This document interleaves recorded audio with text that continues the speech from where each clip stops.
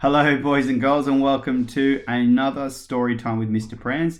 Today we are looking at Winner Winner Bin Chicken Dinner, written by Kate and Joel Temple, illustrated by Ronojoy Ghosh.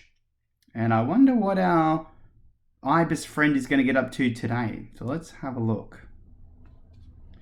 In a dirty old town on a busy old street struts a fine feathered bird with leathery feet. Her plumes of white are splotched with gunk. On her bald black head sits a crown of junk. And again, our ibis friend has that can of tuna on her head as a hat. They call her Bin Chicken, a stinky sensation, and she's in a hurry for a dinner reservation.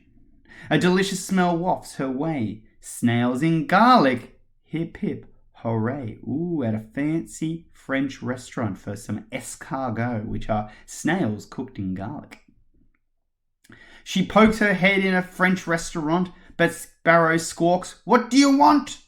"I'm sorry, madam, I can't let you in. There's something on your head, and it looks like a tin."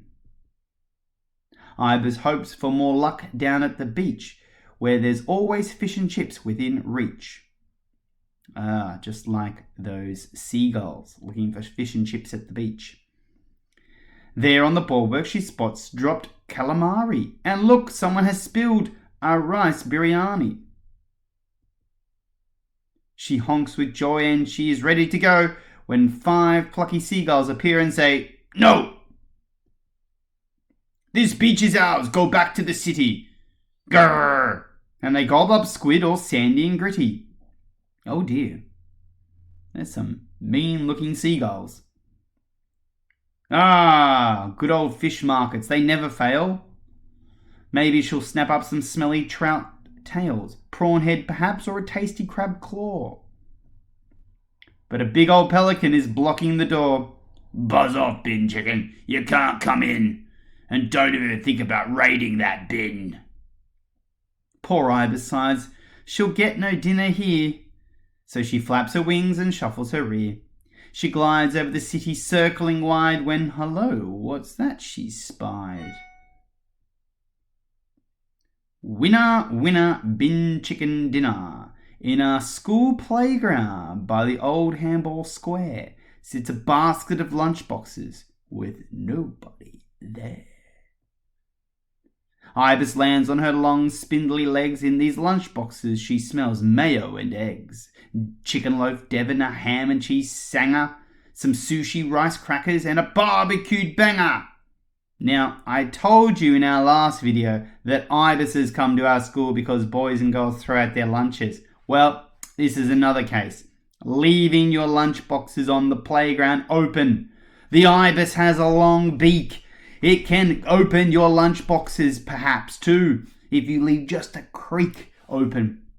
So this ibis is crafty. He's come in and he's seen the school playground, the perfect hunting ground for the ibis to look for lunch. And again, the ibis wins. And the children lose their lunch.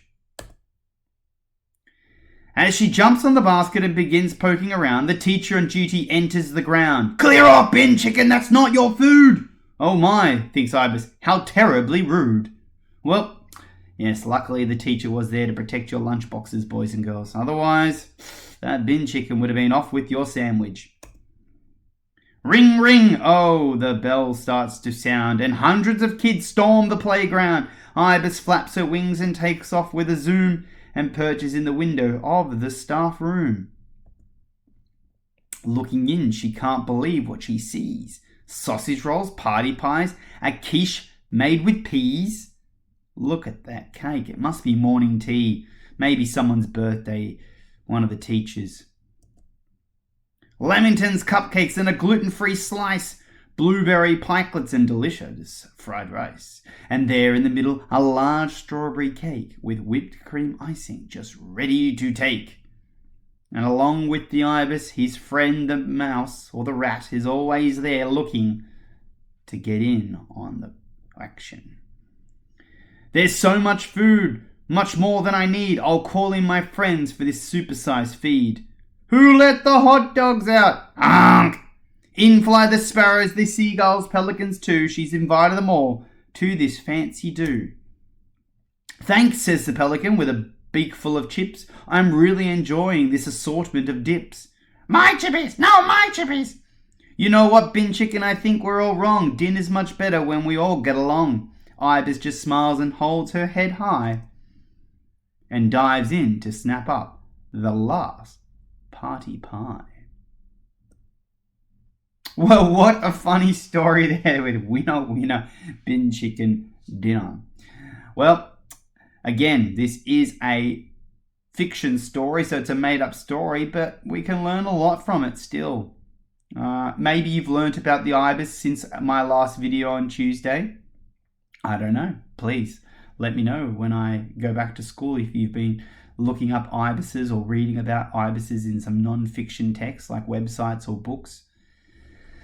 But yeah, the ibis, as I said, likes to go to school and eat our food. And there we go. We see an example of the ibis trying to get into some students' lunchboxes and eventually goes into the staff room. Now, I'm telling you, boys and girls, us teachers, we are far too smart to let those ibises come into our staff room. So we would definitely have those windows closed.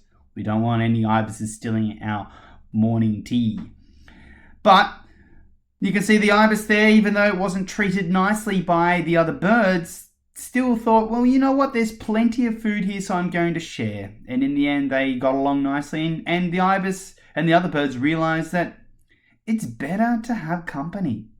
Sometimes, sharing makes the time a lot more enjoyable rather than doing things by yourself. So hopefully, going on from this, the ibises and the rest of the birds maybe share food again, or they go off and they do things and they treat each other nicely, because kindness certainly is one thing that we need to always remember. If we treat others like the way we want to be treated, then we're going to live in a much happier world.